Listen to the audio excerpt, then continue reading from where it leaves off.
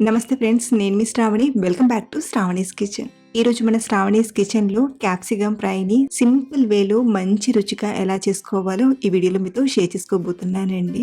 ఒక్కసారి క్యాప్సికమ్ ఫ్రైని నేను చెప్పినట్టుగా ఇలా ట్రై చేసి చూడండి. ట్రస్ట్ మీ, ఇది చాలా బాగుంది రుచి. అలాగే చేయడం కూడా చాలా సింపుల్ వేలో జస్ట్ ఒక 5-10 నిమిషాల్లోనే అయిపోతుంది. మీరు కూడా యూనిక్ టేస్ట్ తో ఫ్లేవర్ఫుల్ గా క్యాప్సికమ్ ఫ్రైని చేయాలనుకుంటే డెఫినెట్ గా ఇలా ట్రై చేయండి. అన్నంలోకైనా, చపాతీలోకైనా లేదా పప్పు చారులోకి నంచుకుంటూ తినడానికైనా ఈ ఫ్రై బాగా సరిపోతుంది. ముందుగా ఒక పావు కేజీ క్యాప్సికమ్ తీసుకోండి. వీటిని ముందుగానే బాగా కడిగి ముక్కలుగా కట్ చేసి తీసుకుందాం. ఇక్కడ నేను త్వరగా ఉడికిపోయేలా చిన్న చిన్నగా కట్ చేస్తున్నాను. మీరు కావాలంటే పొడుగా కట్ చేసి అయినా తీసుకోవచ్చు, లేదా ఇక్కడ చూపించిన దానికంటే ఇంకాస్త పెద్దగా అయినా కట్ చేసుకోవచ్చు. సో ఇలా కట్ చేసిన ఈ క్యాప్సికమ్ ని ప్లేట్లోకి తీసుకొని రెడీగా పక్కన ఉంచండి. ఇప్పుడు స్టవ్ ఆన్ చేసి కడాయిలోకి 1 టేబుల్ స్పూన్ ఆయిల్ ని తీసుకొని, ఆయిల్ కొంచెం వేడయ్యాక ఒక 2 టేబుల్ స్పూన్ల పల్లీలను తీసుకోండి. ఇక్కడ చిన్న వీడియో క్లిప్ అనేది మిస్ అయిపోయింది. సో ఇలా తీసుకున్న పల్లీలను దూరగా వేపండి.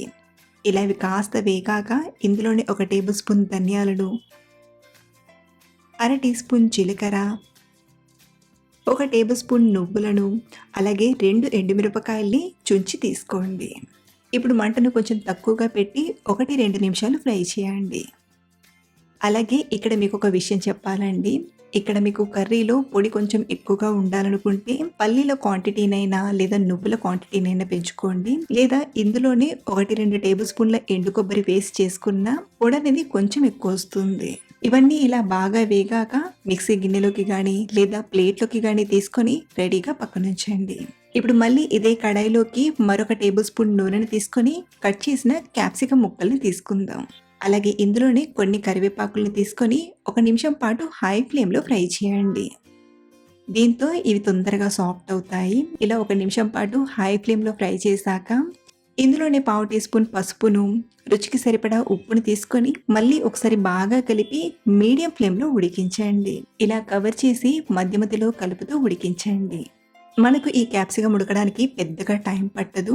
కాబట్టి ఇలా మధ్య మధ్యలో కలుపుతూ ఒక పక్కన వీటిని ఉడికిస్తూనే మరో పక్కన మనం ఫ్రై చేసి తీసుకున్న వీటిని తీసుకొని ఇందులోకి ఒక 7-8 పొట్టు వలిచేసిన వెల్లుల్లిపాయల్ని తీసుకోండి.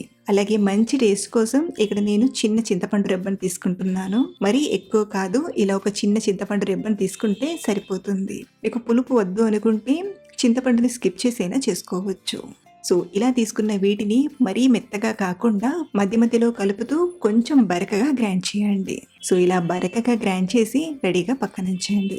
మరో పక్కన క్యాప్సికమ్ ఉడికిందో లేదో చూద్దాం రండి.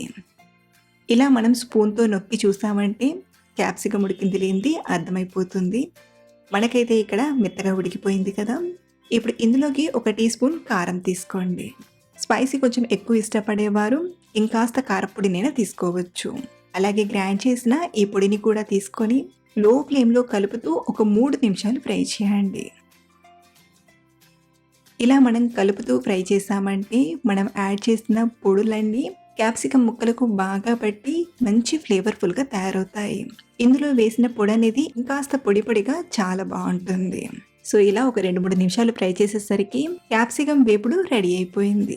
మీరు కావాలంటే చివరిలో కొంచెం కొత్తిమీర ఆకుతో గార్నిష్ చేసుకొని సర్వ్ చేసుకోవచ్చు. ఇప్పుడు స్టవ్ ఆఫ్ చేసేసి వేడిగా సర్వ్ చేసుకోవడమే. సో ఇలా సింపుల్ వేలో క్యాప్సికమ్ వేపుడిని మంచి రుచిగా చేసుకోవచ్చు. తప్పకుండా ట్రై చేయండి. మీ ఇంట్లో వాళ్ళకి కూడా చాలా బాగా నచ్చుతుంది. అలాగే మీరు ట్రై చేశాక మీకు ఎలా వచ్చిందో కింద కామెంట్లో చెప్పడం మర్చిపోవద్దు. మరిన్ని టేస్టీ రెసిపీస్ కోసం మన శ్రావణి కిచెన్ ఛానల్ని ఫాలో అవ్వండి. Thank you for watching.